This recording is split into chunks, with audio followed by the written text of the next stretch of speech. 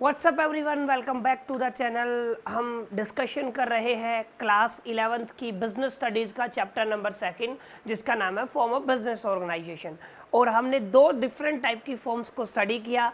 एक है आपका सोल प्रोप्राइटरशिप और सेकंड हम लोगों ने क्लास पढ़ा था आपका जॉइंट हिंदू फैमिली बिजनेस। ठीक है, आज हम स्टार्ट कर रहे हैं आपका पार्टनरशिप। अब मैं थोड़ा सा आपको पहले आगाह कर देता हूँ, बता देता हूँ, पार्टनरशिप +2 की अकाउंटेंसी के प्रोस्पेक्ट से काफ़ी इंपॉर्टेंट चैप्टर है, काफ़ी वेटेज कैरी करता है। ठीक है, तो इंपॉर्टेंट यही है कि आप लोग पार्टनरशिप को अभी अच्छे से लर्न करें ताकि जब आप लोग क्लास 12th में हो और जो एक प्रॉपर बुक आपको पढ़ाया जाता है, स्टडी किया जाता है, थमाया जाता है जिसका नाम है अकाउंटेंसी, ठीक है, उसमें आपको ज़्यादा प्रॉब्लम्स, परेशानी और दिक्कतें ना आए। ठीक है, तो स्टार्ट करते हैं वीडियो को और समझने की कोशिश करते हैं सबसे पहले what is the meaning of partnership. ठीक है, तो पार्टनरशिप की अगर मैं बात करूं तो ध्यान से देखो, डिफरेंट आपकी डेफिनेशंस निकल के आती है पार्टनरशिप के ऊपर। तो पहला डेफिनेशन एकदम क्लियर डेफिनेशन है, वो ये है कि पार्टनरशिप एक काइंड ऑफ बिजनेस है। आप एक ये चीज आपको दिमाग में रखनी है, partnership is a kind of business. Correct definition क्या है, ध्यान से देखें, पार्टनरशिप आपका एक रिलेशनशिप है। हाँ जी क्लास, क्या है आपका एक partnership is a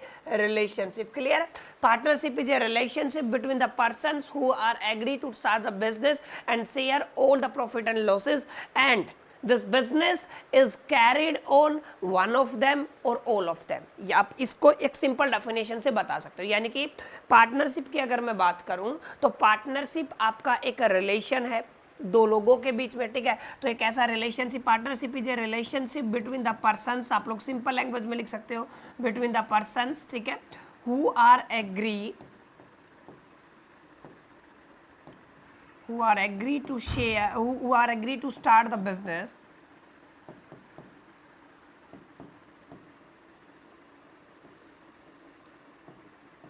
and ready to share profit and loss of the business। Clear, उसको क्या बोलोगे आप लोग, पार्टनरशिप। ठीक है, बहुत इंपॉर्टेंट, मैंने आपको सिंपल लैंग्वेज में समझा दिया है। आप इसको इस तरीके से कर सकते हो, पार्टनरशिप आपका एक रिलेशनशिप है बिटवीन द पर्सन्स जो एग्री है किसी बिजनेस को स्टार्ट करने के लिए। ठीक है, और दूसरा इंपॉर्टेंट बात क्या है, वो रेडी है ऑल प्रॉफिट एंड लॉसेस को शेयर करने के लिए। अच्छा, एक इंपॉर्टेंट बात और है, यहाँ पे आपको ओनर बोलते हैं इसको, ठीक है, रिस्पॉन्सिबिलिटीज भी शेयर होती है, आपके बिजनेस में रिस्पॉन्सिबिलिटी भी शेयर होती है। ठीक है कि नहीं, और यहाँ पे ऑल प्रॉफिट एंड लॉस भी क्या होता है, आपका शेयर होता है। क्लियर, तो अगर आप पार्टनरशिप की बात करते हैं तो पार्टनरशिप एक रिलेशनशिप है between the persons who are agree to start a business and ready to share the all profit and losses earned by the business. आप लोग सिंपल लैंग्वेज में कर सकते हो। ठीक है, जैसे आप लोगों को मैं अगर एक एग्जांपल से समझाने की कोशिश करूं तो ध्यान से समझने की कोशिश करें। लेट अस कंसीडर कि 3 फ्रेंड है आप लोगों के पास, आपके 3 फ्रेंड है। क्लियर, अभी मैंने जैसे किया ए, आपका दूसरा फ्रेंड है आपका बी एंड तीसरा फ्रेंड है क्लास आपका सी। ये 3 फ्रेंड है और तीनों फ्रेंड एक ही कॉलेज से पास आउट है। ठीक है, और इन लोगों ने इकट्ठा होकर एक डिसीजन लिया कि ये एक पार्टनरशिप बिजनेस करना चाहते हैं। यस क्लास, क्या करना चाहते हैं, आपका पार्टनरशिप बिजनेस। क्लियर है, तो जब ये पार्टनरशिप बिजनेस करना चाहते हैं ना, तो इन लोगों ने अपना अपना अमाउंट इंट्रोड्यूस किया। ए कंसीडर कर लो, ए फिनेंशियली बहुत अच्छा है, बहुत पैसा इसके पास है, फिनेंशियली फ्री है। ठीक है, तो इस बिजनेस को स्टार्ट करने के लिए ए ने टोटल 6 लाख रुपीस का इन्वेस्टमेंट किया, यानी कि टोटल कैपिटल इंट्रोड्यूस बाय ए उसका कितना था, 6 लाख रुपए था। ठीक है, बी और सी का फिनेंशियल पोजीशन इतना अच्छा नहीं था, इसलिए इन लोगों ने ओनली 2-2 लाख रुपए का कंट्रीब्यूशन किया इस बिजनेस को स्टार्ट करने के लिए। क्लियर, और इन तीनों ने अपना बिजनेस स्टार्ट किया और अपना एक पार्टनरशिप फाउंडेशन स्टार्ट किया और बिजनेस चल पड़ा। जो टोटल मनी इंट्रोड्यूस हुई बिजनेस में क्लास, वो कितनी हुई है आपकी, 10 लाख रुपीस की। क्लियर, 10 लाख रुपए की इन्वेस्टमेंट पे आपका बिजनेस क्या हो गया, स्टार्ट हो गया। बिजनेस धीरे धीरे आगे ग्रो किया, ठीक है, स्टेबलाइज हुआ, चीज़ें चलती गई, सारी चीज़ें अच्छे से हो रही थी। ठीक है कि नहीं, अब हुआ क्या, क्योंकि एक के पास पैसा बहुत था तो ये बिजनेस से आउट होने लगा। ठीक है, बिजनेस से आउट रहने लगा। ठीक है, ये अपने पर्सनल टाइम को, पर्सनल लाइफ, ठीक है, अपने फैमिली के साथ या फिर आप घूमने फिरने में ये ज़्यादा टाइम निकाल रहा था। ठीक है कि नहीं, चीज़ें बदली और आपके बिजनेस में थोड़ा सा अप डाउन हुआ। ए है ना, ए इस मालिकाना हक के साथ ए ने एक काम और स्टार्ट कर दिया अपने ही बिजनेस में, इसने वो काम स्टार्ट कर दिया जो एक मैनेजर करता है, ठीक है, यानी कि अकॉर्डिंग टू द कंडीशन ही अपने आप को ढाल रहे हैं, ठीक है। इसने क्या स्टार्ट किया, मैनेजर वाला काम स्टार्ट किया, और सी ने, अब सी क्योंकि सेल्स में एक्सपर्ट था तो इसने क्या किया, सेल्स में काम किया, ठीक है। अब हो गया इन तीनों के बीच में कॉन्फ्लिक्ट, टकराव हो गया। टकराव कैसे हुआ, क्योंकि बी और सी बैठे, उन लोगों ने डिसाइड किया यार सुबह से शाम तक तो हम लोग मेहनत करते हैं, ये पूरा दिन क्या रहता है, बिजनेस से बाहर रहता है, ठीक है। तो अगर ये मैनेजर रखता तो उसको क्या देनी पड़ती, सैलरी देनी पड़ती। तो कायदे से क्या बात होती है, कायदे से बात होती है आपकी, ये सैलरी बी को मिलनी चाहिए, क्लियर, ये इसने डिसाइड किया। अच्छा सी बोला यार मैं भी सेल्स करता हूँ, एक सेल्स वाला बंदा रखते तो उसको कमीशन देना पड़ता, तो मेरे को भी क्या चाहिए, अब कमीशन चाहिए, क्योंकि ये तो बाहर रहता है, मेहनत तो हम दोनों करते हैं, ठीक है। और ये बी और सी आपके पहुंच गए किसके पास, ए के पास, और इन्होंने पूरी बात बता दी, ठीक है। तो ए ने ऑब्जेक्ट किया, ऑब्जेक्ट क्या किया, ए ने बोला कि अच्छा जब आप बिजनेस स्टार्ट कर रहे थे तो आप लोगों की कॉन्ट्री क्या थी, 2-2 लाख रुपए की थी, ठीक है। मैंने अकेले ने कितना पैसा दिया, 6 लाख रुपए दिया, यानी कि कहने का मतलब क्या है, तुम लोगों ने जितना पैसा दिया उससे 4 लाख पैसा, 4 लाख रुपए मैंने ज़्यादा लगाया है, तो मेरे को चाहिए उस पर इंटरेस्ट। अगर आपको चाहिए सैलरी तो मेरे को चाहिए उस इंटरेस्ट, ठीक है, इंटरेस्ट ऑन कैपिटल बोलते हो आप लोग इसको, यानी कि इसके ऊपर आपको क्या चाहिए, इंटरेस्ट चाहिए, क्लियर। तो ये कॉन्फ्लिक्ट हो गया, ठीक है। अब कॉन्फ्लिक्ट हुआ तो इस तरीके से पार्टनरशिप में चीजें चलती है, ठीक है। जब एक इंपॉर्टेंट बात यह है कि जब पार्टनरशिप बनती है ना, तो इनके बीच में ध्यान से समझना, एक ओरल बोल दो आप लोग या फिर आप लोग बोल दो रिटर्न में एक एग्रीमेंट होता है जी। क्लास क्या होता है आपका, एक एग्रीमेंट होता है रिटर्न में, ठीक है। उस एग्रीमेंट को हम क्या बोलते हैं क्लास, उस एग्रीमेंट को हम बोलते हैं पार्टनरशिप डीड, आप लोग याद रखें, ठीक है। क्या बोलते हैं आप लोग, partnership deed, clear, partnership deed, ठीक है। तो पार्टनरशिप डीड क्या है क्लास आपकी, partnership deed is an oral और ए रिटन एग्रीमेंट, ठीक है, in which all the terms and condition of partnership is written, ठीक है। जहां पे आप लोग क्या करते हो, आप सभी कंडीशंस को क्या करते हो, लिखते हो, ठीक है। ओरली है तो आपके पास कोई प्रूफ नहीं है, लेकिन अगर आपका रिटर्न में एग्रीमेंट है ना, तो कल को आपको कोई दिक्कत हो, जैसे यहाँ पे इस बिजनेस में इन मालिक्स के बीच में, ठीक है, इन पार्टनर्स के बीच में हो गया है कॉन्फ्लिक्ट। जब कॉन्फ्लिक्ट होता है ना चीजों के बीच में, तो वहां पे काम आता है आपका पार्टनरशिप डीड, ठीक है। अब पार्टनरशिप डीड इन लोगों ने बनाया नहीं, क्योंकि इन लोगों को आपस में भरोसा था, ठीक है। तो जहां पे पार्टनरशिप डीड नहीं बनता ना, हम वहां पे क्लास बोलते हैं आपकी डीड होती है साइलेंट। क्या होती है आपकी deed, silent, clear. I hope कि आपको समझ में आ गया होगा। तो पार्टनरशिप करते टाइम सबसे एसेंशियल कंडीशन क्या है, आपकी पार्टनरशिप डीड, क्लियर। तो आई होप कि आपको समझ में आ गया होगा कि एग्जैक्टली पार्टनरशिप डीड क्या है और कब पार्टनरशिप डीड को साइलेंट बोलते हो, ठीक है। तो पार्टनरशिप डीड एक रिटर्न एग्रीमेंट होता है पार्टनर्स के बीच में, जहाँ पे जितनी भी बिजनेस की आपकी टर्म्स एंड कंडीशन है वो सारी लिखी जाती है। और यहाँ पे आप बाउंडेड नहीं हो, आप कुछ भी जो आपके मन में है, जो आप लोगों ने बैठ के सलाह की है सभी पार्टनर से, वो सारी बातें यहाँ पे लिखी जा सकती है, क्लियर। आई होप कि आपको ये पार्टनरशिप का मीनिंग समझ में आ गया होगा, ठीक है। और पार्टनरशिप के लिए सबसे जरूरी क्या है, पार्टनरशिप डीड, वो भी समझ में आ गया होगा। आगे हम और भी डेप्थ में क्या करेंगे, डिस्कशन करेंगे, ठीक है। नाउ चलते आगे। अब सबसे इंपॉर्टेंट बात है, अपने पास एक आर्टिकल आता है जिसको बोलते हैं आप लोग पार्टनरशिप एक्ट 1932, ठीक है। ये एक्ट क्या कहता है, ये आपका एक्ट लगता है जब आपकी डीड साइलेंट होती है, यानी कि in the case of silent deed, और या फिर डीड में आप कोई पॉइंट लिखना भूल गए हो, तो अपने पास आप +2 में पढ़ोगे 4 पॉइंट्स होते हैं। चारों पॉइंट्स किसके अकॉर्डिंग आते हैं, इंडियन पार्टनरशिप एक्ट 1932, और वही वैलिड होते हैं अगर आपकी डीड साइलेंट है या फिर आप कुछ लिखना भूल गए हो। तो जो आपका फैसला आएगा, अगर आपको बिजनेस में कल को कोई दिक्कत आती है, तो जो भी डिसीजन आएगा वो इस लॉ के हिसाब से आएगा, क्लियर। आई होप कि आपको समझ में आ गया होगा, ठीक है। नाउ अभी डिस्कशन करते हैं, आपके पार्टनरशिप फर्म है उसके कितने एलिमेंट्स होते हैं, यानी कि पार्टनरशिप फर्म में क्या क्या एलिमेंट्स इंक्लूड होते हैं, ठीक है। सबसे पहला जो एलिमेंट है क्लास, वो है आपका an agreement between the partners, और अभी अभी हम लोगों ने क्लास डिस्कशन किया है जिसको क्या बोलते हैं आप लोग, उसको हम बोलते हैं आप लोग पार्टनरशिप डीड।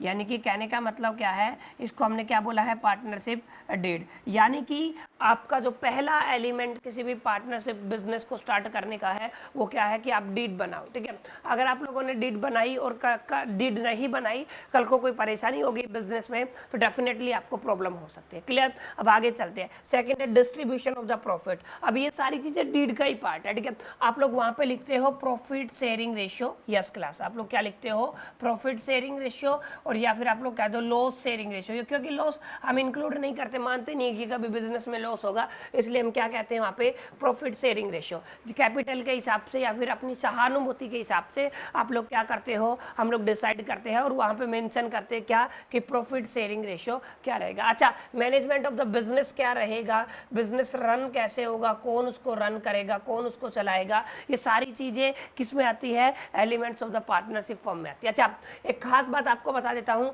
पार्टनरशिप है आपकी म्यूचुअल एजेंसी। म्यूचुअल एजेंसी का मतलब क्या है क्लास, इन यहाँ पे जितने भी पार्टनर्स हैं उनके बीच में आपका रिलेशन होता है प्रिंसिपल एंड, ध्यान से देखें, प्रिंसिपल एंड एजेंट का, यानी जी क्लास किसका रिलेशन होता है आपका, प्रिंसिपल एंड एजेंट का। अब ये म्यूचुअल आप लोग क्या कह सकते हो, एजेंसी का क्या मतलब है, जैसे मान लो 3 पार्टनर है किसी भी बिजनेस के, ए बी एंड सी, और उसको ऑपरेट कौन कर रहा है, ए कर रहा है, लेकिन बी और सी भी क्या है आपके पार्टनर है, क्लियर। लेकिन ए ने कोई डिसीजन लिया जिसकी वजह से आपके बिजनेस पे कोई दिक्कत आ गई है या फिर कोई कानूनी कार्रवाई, इलीगल कोई काम हो गया, ठीक है, तो उसके लिए इक्वली जिम्मेदार होंगे बी और सी, इसको बोलते हैं आप लोग म्यूचुअल एजेंसी। तो पार्टनरशिप में क्या होता है क्लास, आपका म्यूचुअल एजेंसी होता है, ठीक है। अच्छा, सबसे इंपॉर्टेंट बात लास्ट में आती है, नंबर्स ऑफ पार्टनर, कितने पार्टनर्स वैलिड होते हैं, कितने लोगों के बीच में पार्टनरशिप होती है, क्योंकि अकेला मालिक होगा तो वो सोल प्रोप्राइटरशिप में चला जाएगा। तो पार्टनरशिप के लिए मिनिमम पार्टनर 2 हैं और मैक्सिमम पार्टनर आपके 50 है।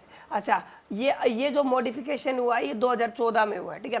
2013 तक ये जो लिमिट थी मैक्सिमम पार्टनर की क्लास कितनी थी, वो शो थी, यानी कि पार्टनरशिप बिजनेस को कितने पार्टनर्स मिलकर स्टार्ट कर सकते हैं, मैक्सिमम 100 पार्टनर्स तक स्टार्ट कर सकते हैं, ठीक है, और मिनिमम कितने होने चाहिए, 2। ये 2013 की बातें हैं। 2013 के बाद इसमें मॉडिफिकेशन किया गया, ठीक है, 14 में मॉडिफिकेशन लॉ आया और इसमें क्या हुआ, इसमें बात बनी कि मिनिमम 2 से और 50 तक पार्टनर हो सकते हैं, क्लियर। तो आई होप कि आपको समझ में आ गया होगा एग्जैक्टली क्या क्या एलिमेंट्स ऑफ पार्टनरशिप फॉर्म है, क्लियर। अब आगे चलते हैं, आगे चले तो समझे पार्टनरशिप डीड, मैंने बता दिया partnership deed is a written और oral agreement between the partners where all the terms and condition are mentioned और रिटन, ठीक है, उसको क्या बोलते हैं आप लोग, पार्टनरशिप डीड, ठीक है। पार्टनरशिप डीड आपका एक प्रूफ होता है और लंबे टाइम तक सर्वाइवल करने के लिए बिना किसी कॉन्फ्लिक्ट, बिना किसी टकराव, बिना किसी परेशानी, बिना किसी मुसीबत को झेले आपके पास एक प्रूफ भी होता है और बिजनेस में आप लोग लंबा चलते हो अगर आप लोग पार्टनरशिप डीड तैयार करा लेते हो, ठीक है। हाँ, अगर नहीं कराई यानी कि आपकी डीड साइलेंट रही, मैंने अभी भी समझाया आपका, अगर डीड आपकी क्या है, साइलेंट है या फिर कोई भी पॉइंट आपका मिसिंग है, 2 चीज़ों पे मैं बात कर रहा हूँ, पॉइंट क्या आपका मिसिंग है, ठीक है। तो इन दोनों केस में क्लास आपका क्या होगा, आपका लगेगा इंडियन पार्टनरशिप एक्ट 1932, इसके हिसाब से आपको चलना पड़ेगा और +2 में पढ़ोगे, इसके हिसाब से 4 पॉइंट्स आपके इंक्लूड होते हैं, ठीक है कि नहीं। आई होप कि आपको समझ में आ गया होगा what is the exact meaning of partnership deed. Now अब आगे चलते हैं और समझने की कोशिश करते हैं कि फीचर्स ऑफ पार्टनरशिप है क्या, यानी कि जब पार्टनरशिप आप लोग करते हो तो पार्टनरशिप बिजनेस की क्या क्या फीचर्स है। तो पहली जो क्लास फीचर है वो फॉर्मेशन ऑफ द पार्टनरशिप है, ठीक है। बिजनेस को बनाने के लिए क्या चाहिए, आपको पार्टनर्स मिल गए, पार्टनर्स मिलने के बाद आपको बनानी है आपकी पार्टनरशिप डीड, यानी कि क्या बनानी है आपको, अपनी पार्टनरशिप डीड। ओके, मैंने पार्टनरशिप डीड तैयार करा ली, पार्टनरशिप डीड तैयार कराने के बाद आपको पार्टनरशिप रजिस्ट्रेशन कराना है, यस क्लास, क्या कराना है, पार्टनरशिप रजिस्ट्रेशन, और आपका जो पार्टनरशिप बिजनेस है उसकी फॉर्मेशन हो गई स्टार्ट, ठीक है। Now number of partners of the firm, ये मैंने बता दिया कि आपके फर्म में कितने पार्टनर्स होंगे, ठीक है। लिमिट मैं आपको बता चुका हूँ, ठीक है, अभी के हिसाब से करंटली जो लिमिट है वो क्या है, 2 से लेके और 50 तक की लिमिट, हाँ जी क्लास, कितने तक की है, 2 से लेके 50 तक की, ठीक है। तो इस फीचर ये भी किसकी क्या है, आपकी पार्टनरशिप की फीचर ही है, क्लियर। अगर मैं आगे चलूँ, लायबिलिटी, हाँ ये एक इंपॉर्टेंट कॉन्सेप्ट है, ध्यान से समझे।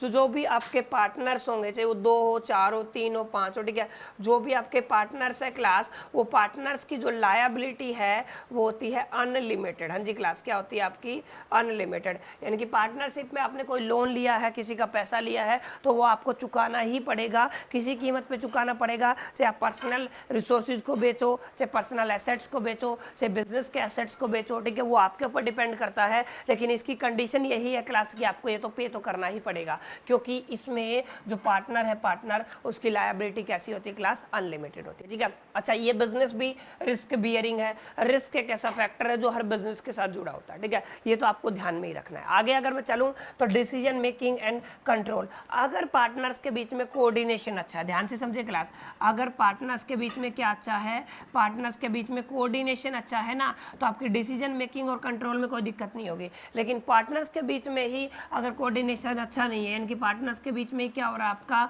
कॉन्फ्लिक्ट हो रहा है, तो चीज़ें गड़बड़ होती चली जाएगी। क्लियर? तो ये कुछ 5 फीचर्स है।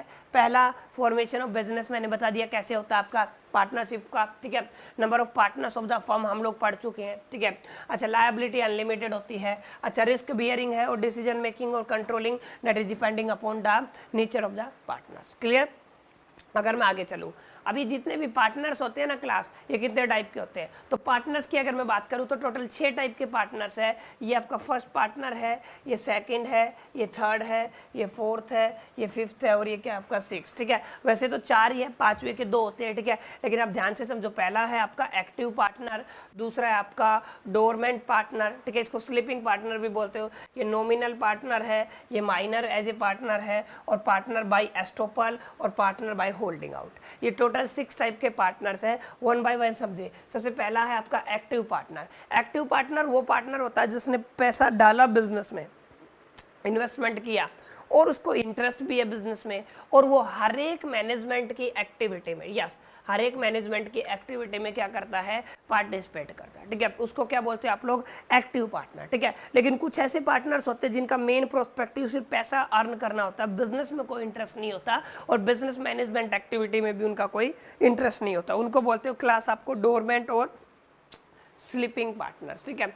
ये सिर्फ इन्वेस्टमेंट करते, ये पार्टिसिपेट नहीं करते बिजनेस एक्टिविटी में। हाँ जी क्लास, क्या नहीं करते हैं, पार्टिसिपेट नहीं करते बिजनेस एक्टिविटी में, तो इसको आप ध्यान से समझे। अच्छा, आपका है सीक्रेट पार्टनर्स। सीक्रेट पार्टनर्स वो पार्टनर्स है जो बिजनेस एक्टिविटी में भी रहते हैं, ठीक है, पैसा भी इन्वेस्ट करते हैं, लेकिन secretly they don't reveal themselves, वो खुद को रिवील नहीं करते हैं, ठीक है। तो उनको क्या बोलते हैं आप लोग, सीक्रेट पार्टनर्स। आप लोग स्क्रीनशॉट ले लो, अच्छे से नोट्स बना लो, आई होप कि आपको समझ में आ रहा होगा, ठीक है। अब अगला है नॉमिनल पार्टनर। अब नॉमिनल पार्टनर के 2 पार्ट आपके, nominal partner by estoppel and nominal partner by holding. ये रियल पार्टनर्स नहीं होते क्लास, ये क्या नहीं होते आपके, रियल पार्टनर्स नहीं होते, ठीक है। अब ये सिर्फ ना ये किसी टाइप की कैपिटल देते हैं, ना इनकी लिमिटेड अनलिमिटेड लायबिलिटी होती है, ठीक है, और ये पार्टिसिपेट नहीं करते किसी भी मैनेजमेंट फॉर्म में, ये किसी भी टाइप का शेयर प्रॉफिट लॉस कंपनी कुछ नहीं है, ठीक है कि नहीं। ये खाली अपना नाम देते हैं उस ऑर्गेनाइजेशन को चलाने में। क्लियर? अपना नाम क्या देते हैं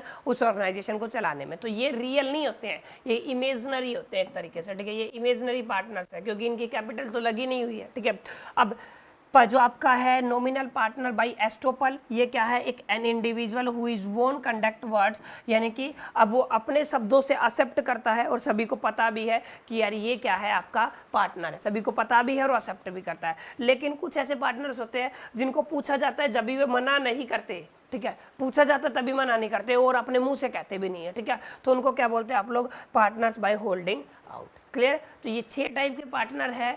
आई होप कि आपको समझ में आ गया होगा। तो कोई भी पार्टनर चूज करने से पहले समझ ले माइनर एज ए पार्टनर। अब ये काफी इंपॉर्टेंट बात है, ध्यान से समझे class, minor as a partner. अब माइनर का मतलब क्या होता है, 18 साल से छोटा। अगर एक्ट की बात करूं 1932, तो उसके हिसाब से कोई भी माइनर किसी भी बिजनेस में पार्टिसिपेट नहीं कर सकता। लेकिन जितने भी पार्टनरशिप की मैं बात करूं तो पार्टनरशिप में जितने भी पार्टनर्स है क्लास, उन पार्टनर्स की इक्वली कंसर्न होने के बाद, यानी अगर वो सारे एडमिट करते हैं कि पार्टनर बन सकता है, तो सिर्फ ओनली प्रॉफिट शेयर करेगा। क्या करेगा? प्रॉफिट शेयर करेगा, ना वो किसी टाइप की कैपिटल देगा, ठीक है, ना वो किसी टाइप की इन्वेस्टमेंट देगा, ठीक है कि नहीं, ना वो किसी टाइप के लॉस के लिए लायबल है, वो ओनली किसके लिए है, प्रॉफिट के लिए लायबल है, ठीक है। और जैसे ही वो आप माइनस स्टेज को कंप्लीट करता है, तो उस टाइम पे उसको एक सिंपल चीज़ का डिसीजन लेना होता है, कि एक नोटिस देना होता है कि वो आप पार्टनर रहना चाहता है या फिर पार्टनरशिप छोड़ना चाहता है, ठीक है। तो एक्ट के हिसाब से बात करूँ तो ये चीज़ वैलिड नहीं है, लेकिन जितने भी पार्टनर्स अगर वो एडमिट करते हैं तो only the profit sharing purpose के लिए आप माइनर को क्या बना सकते हो, पार्टनर बना सकते हो। क्लियर। आई होप कि पार्टनरशिप का ये वाला कॉन्सेप्ट आपको समझ में आया होगा। अब ध्यान से समझे, 6 के 6 टाइप में पढ़ा रहा हूँ। आपका पहला कौन सा पार्टनर था, एक्टिव पार्टनर, फिर स्लीपिंग और डोरमेंट पार्टनर, सीक्रेट पार्टनर और नॉमिनल में हमने दोनों पढ़े। क्लियर। अब ध्यान से देखें, ये भी कैपिटल यानी कि एक्टिव पार्टनर कैपिटल कंट्रीब्यूट करता है और ये मैनेजमेंट में भी हिस्सा लेता है और ये प्रॉफिट और शेयर को भी क्या करेगा, शेयर करेगा। और इसकी लिमिटेड कैसी होती है, अनलिमिटेड क्या होती है, लायबिलिटी। क्लियर। अच्छा, स्लीपिंग वाला भी कंट्रीब्यूट करता है कैपिटल में, लेकिन इसमें मैनेजमेंट में हिस्सा नहीं लेता, लेकिन ये भी प्रॉफिट एंड शेयर को क्या करता है, शेयर करता है और इसकी भी लायबिलिटी कैसी होती है, क्लास अनलिमिटेड। क्लियर। अगर मैं आगे बात करूं, सीक्रेट पार्टनर कंट्रीब्यूट भी करता है, सीक्रेटली मैनेजमेंट में भी हिस्सा लेता है, प्रॉफिट एंड शेयर को भी लेस करता है और उसकी भी लायबिलिटी कैसी होती है, अनलिमिटेड। अब यहाँ पे देखें, ना तो ये पैसा देता है ना मैनेजमेंट में रहता है, ठीक है, इसको कोई प्रॉफिट शेयरिंग भी नहीं चाहिए। Liable for amount of debit acquired by the firm by using their name, यानी कि उसके नाम से फर्म ने जो भी कर्जा लिया है सिर्फ उसके लिए लायबल है, बाकी उसके लिए और किसी के लिए ये क्या नहीं है, लायबल नहीं है। ठीक है, तो एक बेसिक डिफरेंस मैंने आपको करा दिया, 6 या फिर आप लोग 4 बोल सकते हो, चारों पार्टनर्स के बीच में कि एग्जैक्टली कितने टाइप के पार्टनर्स होते हैं, क्या क्या उनकी लायबिलिटी, कैपिटल कंट्रीब्यूशन, मैनेजमेंट होता है। ठीक है कि नहीं। आई होप कि आपको समझ में आ गया होगा। नाउ चलते हैं आपके ये एक इंपॉर्टेंट फैक्टर है जिसको बोलते हैं आप लोग पार्टनरशिप। पार्टनरशिप अलग अलग तरीके से होती है। ड्यूरेशन के हिसाब से चलो तो आपकी 3 तरीके की पार्टनरशिप है, partnership at will, partnership for fix term, partnership particular partnership. Clear है। अब यहाँ पे है आपका जर्नल पार्टनरशिप, ये है आपकी लायबिलिटी के बेस पे। अच्छा, लिमिटेड पार्टनरशिप और लिमिटेड लायबिलिटी पार्टनरशिप, यानी कि LLP जिसको बोलते हो, लिमिटेड लायबिलिटी पार्टनरशिप। इसके बारे में आपके सिलेबस में इतना ज़्यादा डेप्थ में है नहीं +1 में। अब धीरे धीरे जब आप लोग आगे बढ़ोगे तो आप लोग इन सारी चीज़ों को क्या करोगे, स्टडी करते चलोगे। ठीक है। नाउ लास्ट एंड फाइनल, सारी चीज़ें पढ़ ली भाई हमने, फीचर्स पढ़ ली, प्लस पॉइंट पढ़ लिए, नेगेटिव पॉइंट्स पढ़ लिए, कैसे बनता है, कितने टाइप के पार्टनरशिप कितने टाइप की होती है।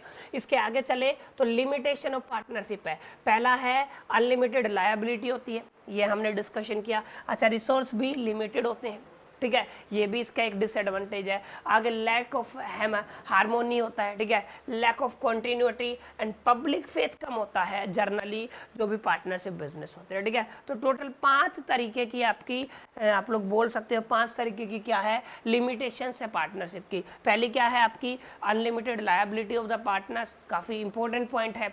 लिमिटेड रिसोर्सेज होते हैं, काफ़ी इंपॉर्टेंट पॉइंट है। लैक ऑफ हार्मोनी, काफ़ी इंपॉर्टेंट पॉइंट है। लैक ऑफ कंटिन्यूटी, ये भी काफ़ी इंपॉर्टेंट पॉइंट है। एंड आगे क्या है, लैक ऑफ पब्लिक फेथ, ये भी काफ़ी इंपॉर्टेंट पॉइंट है। तो इस तरीके से आपकी टोटल 5 तरीके की लिमिटेशंस है। क्लियर।